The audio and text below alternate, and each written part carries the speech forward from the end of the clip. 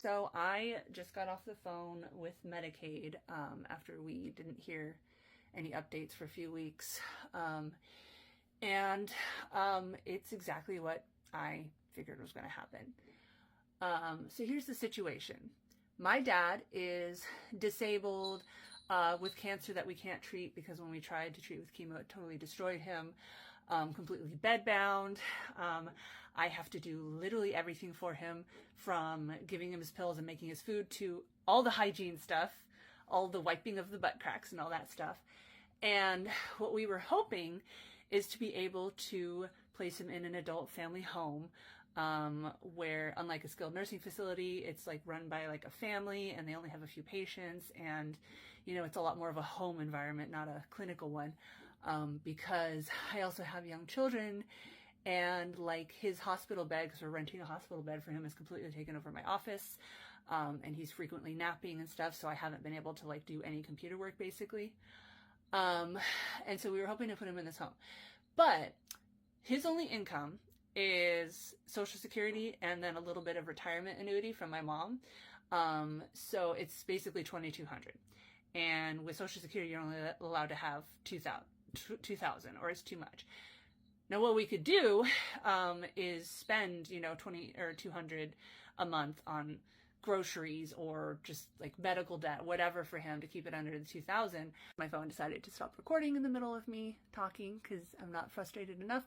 Anyway, so he gets $2,200 a month, and we could keep spending it down to under 2,000 until Medicaid approves him, and then all that money would go towards the home, and then Medicaid would pay the difference. And average price for a home, adult care home in our area, like starts at 5,000. So, $2,200 is not going to cover it. And then on top of that, my mom died 3 years ago and had 30,000 life insurance, and we split it in half. So 15 went to him and 15 went to me. And then there was also an inherited IRA, which all went to me. But I didn't expect to be trying to get Medicaid in 3 years. So at the time, I thought it would be easier to have a new bank account and just commingle me and my dad's incomes. Because again, my dad doesn't know how to do anything. He is entirely codependent. He has been codependent his entire life. My mom did everything, financial, scheduling things, whatever. Basically, all he did was he wrote books, but my mom did all the, dealing with agents and stuff like that. And then he made food for me when I was a kid. He was the one that stayed home with me. But every financial thing, all that invisible labor was always my mom. And then when my mom died, it all transferred to me. So anyway, at the time that my mom died, I thought it would be better to just make a single account that both me and my dad had access to. And then, if my dad wanted to spend money, I would help him spend the money. Otherwise, it would go into the household, because he was like, we don't charge him rent. So it was go into the household. And so turns out now, 3 years later, that it makes things complicated, because we have to prove to Medicaid that every transaction, over 2,000 came from my money, not his. Even though he only got the 15,000, we have to show this money came from my inheritance or whatever. And I mean, we're talking about transactions 3 years ago that I may or may not have records of proving what it went to, but my paperwork is all over the place because I'm fucking busy with I love my children, but yeah, haven't really had the time or energy or ability to organize paperwork as much as I would like to. And so proving all that stuff, I don't even know how I'm going to do it. And then on top of that, my dad has a life insurance policy that my mom started the same time that she started hers. So literally 40 years ago, that we've been paying into this entire time. And because my dad is old, he's 80, almost 82 years old. And, my mom is paying $300 or something like that into it every month. It is $90,000 death value. And then when you have a life insurance, it also has a cash value, which is where you shit a third of it down the toilet and then take the money left over. So it would be $60,000. And even though we transferred ownership and beneficiary of the life insurance to me after my mom died, Medicaid has this look back 5 years thing. So they're saying that because we could transfer the life insurance back to my dad's name and then he would get the $60,000, that we would have a penalty of that $60,000 that we would have to pay before Medicaid would pay for anything. And that's pretending that I'm able to prove that all these past transactions from our shared account, aren't his, don't count as his money. So basically, Medicaid doesn't exist. Unless you are already like homeless with no money at all, Medicaid doesn't exist.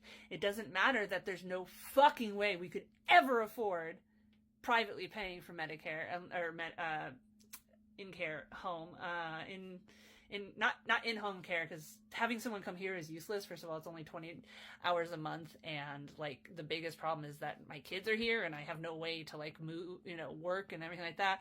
I can't go out to work because I have to be here to take care of my dad, and I have to be home to take care of the kids, and kids will like stay home from school because they're sick or whatever. Like I can't work out of the home. And like, even if childcare was free, there's no such thing as free elder care. There's no such thing as free disabled care unless they have no money. See previous argument. Anyway, it's just funny because I already knew this is how it's going to turn out. And the people I talked to, like the hospice, social work, and everything like that were, well, no, like I've never heard of Medicaid denying anybody. Like they'll come through, there'll be a way. Nope. The way is we have to do a whole bunch of paperwork to even prove what amount is ours or is theoretically ours. Because again, to get the $60,000, we would have to shit $30,000 down the drain, which I'm not at the point where I'm okay with doing that yet. That's a lot of money to shit down the toilet just so that the U.S. government will be like, okay, you're sufficiently poor. Now we'll pay a cent. Yeah. So anyway, it's exactly as I thought. And this is why my life motto is hope for the best, expect the worst, especially when dealing with the U.S. government. So, fun fact though, one of Kamala Harris's policy plans, if we can get her into the White House, is to enable Medicare to pay for in-home care, which obviously would take a long time to pass, and that's in-home care, so it wouldn't really help in this situation. But it would still help millions of Americans who currently have no in-home care, who are in similar positions as my dad, needing care or whatever. So yet another reason to vote for Kamala Harris.